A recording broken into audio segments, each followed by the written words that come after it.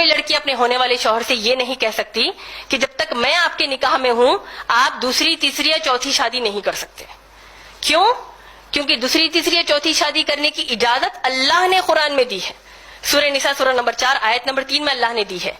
اور مسلمان لڑکی کی یہ شرط قرآن کے خلاف جا رہی ہے. کس حد تک کہ اللہ نے سورہ محمد صلی اللہ علیہ وسلم کی آیت نمبر 9 میں کہا، 7 سے 9 میں کہا کہ یہ لوگ یعنی چند مسلمان ایسے ہیں جو اللہ کی نازل کردہ کتاب یعنی کتاب کے احکامات میں سے چند چیزوں کو ناپسند کرتے ہیں تو اللہ ان کے تمام نیکیوں کو برباد کر دیں گے.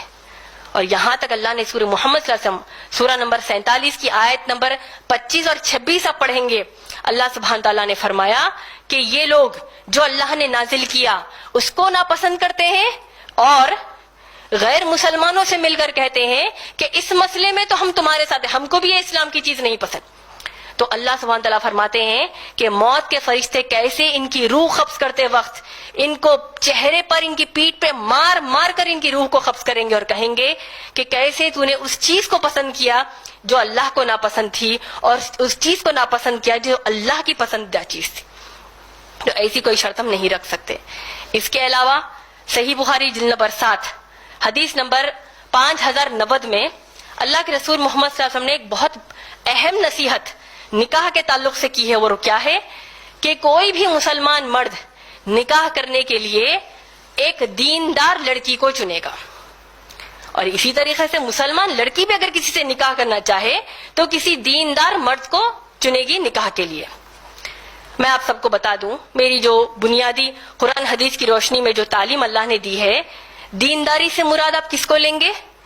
اس کو آپ بنیادی طور پر معاملت داری سے لیں گے. یعنی ہونے والا آپ کا جو شوہر ہے کیا وہ اپنے ماں باپ کے حقوق ادا کرتا ہے کہ نہیں، اس کے ساتھ ساتھ دوسرے رشتہ داروں کا حق ادا کرتا ہے کہ نہیں، حلال کماتا ہے کہ نہیں، اسی طریقے سے وہ خیرات و صدقات کرتا ہے کہ نہیں، رہن سہن میں سادگی پسند ہے یا نہیں.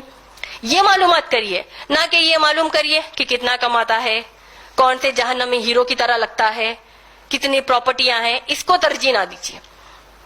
تو ایک بنیادی بات آپ سب کو بتانی تھی.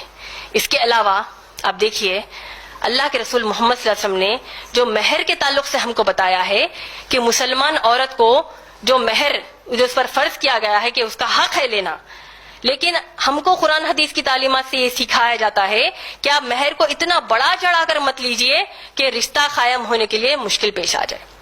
یہ بھی ایک چیز ضروری تھی. میری تقریر کے دوران جیسے میں نے نکاح کے تعلق سے ولی کی موجودگی کا ذکر کیا تھا، اس میں ایک چیز کو واضح کرنا چاہتی ہوں. وہ یہ ہے کہ ولی قرآن اور حدیث کی روشنی میں اگر کوئی کہے کہ صرف باپ ہوگا لڑکی کا تو یہ بات غلط ہوگی. ولی اس کا باپ ہوگا ٹھیک ہے، لیکن صرف باپ ہونا کہنا یہ قرآن حدیث کی تعلیم سے ہم کو کوئی دلیل نہیں ملتی. مثال کے طور پر اگر کوئی مسلمان لڑکی اس کا جو مسلمان ولی ہے یعنی اس کا باپ ہے، مسلمان لڑکی کسی مسلمان لڑکے سے نکاح کرنا چاہتی ہے اور ولی جو ہے وہ اجازت نہیں دیتا، نہیں مانتا، تو اسلامی حکومت کے تحت جو قاضی ہوتا ہے، یعنی اگر عام اعتبار سے بھی حکومت کے تحت جو قاضی ہوتا ہے وہ لڑکی کے دوسرے لازم شرائط کو پورا کرتے ہوئے نکاح پڑھوا دے گا. کیوں؟ کیونکہ اسلام میں لڑکی کی مرضی جو ہے وہ زیادہ اہم ہے بنسبت ولی کی موجودگی کے. یہ ایک بات بھی آپ کو بتا دینا چاہتی ہوں. اس کے علاوہ اس بات کا بھی خیال رکھیے کہ اللہ سبحانہ تعالیٰ نے سورہ نور کی آیت میں آیت نمبر 33 میں سورہ نور سورہ نمبر 24 کی آیت نمبر 33 میں اگر آپ کسی دیندار سے نکاح کرنا چاہتے ہیں لیکن دیکھتے ہیں کہ وہ غریب ہے، اللہ اس آیت میں فرماتے ہیں کہ تم شادی کرو، تم نکاح کرو، میں تم کو غنی کر دوں گا.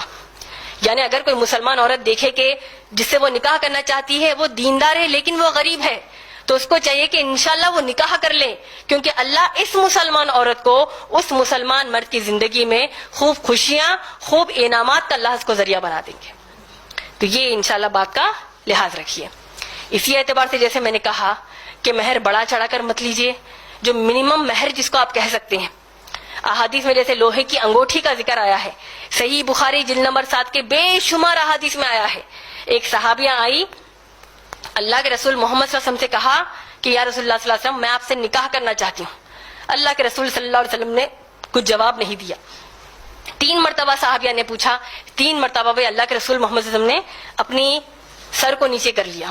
ایک صحابی آیا اور کہا کہ یا رسول اللہ صلی اللہ علیہ وسلم میں اس خاتون سے، اس صحابیہ سے نکاح کرنا چاہتا ہوں. اللہ کے رسول محمد صلی اللہ علیہ وسلم نے آج کی طرح، آج اگر ہمارے ساتھ کچھ ایسا واقعہ پیش آتا تو ہم لڑکی سے پوچھتے کہ جہیز دینے کے لیے کیا ہے. اللہ کے رسول محمد صلی اللہ علیہ وسلم نے صحابی سے پوچھا کہ مہر دینے کے لیے کیا ہے. اور صحابی آپ سوچئے کتنے غریب تھے کہ ان کے گھر وہ جب جا کر ڈھونڈ کر آئے تو لوہے کی انگوٹھی تک ان کے گھر میں موجود نہ تھی. تو اللہ کے رسول محمد صلی اللہ علیہ وسلم نے کتنا پیارا مہر طے پایا کہ جتنا قرآن آپ کو یاد ہے وہ قرآن اس صحابیہ کو یاد دلا دینا نکاح کے بعد، یہی اس کا مہر ہے. تو ماشاءاللہ اللہ کی توفیق سے بھی جب میرا نکاح جناب عمران سے جب ہوا تھا تو میں نے بھی مہر کی یہی مانگ کی تھی کہ وہ مجھے دعوتی کام کے لیے دائی بنا دے الحمدللہ. تو یہ چیز مہر کے معلومات الحمدللہ ہم کو ہو گئے.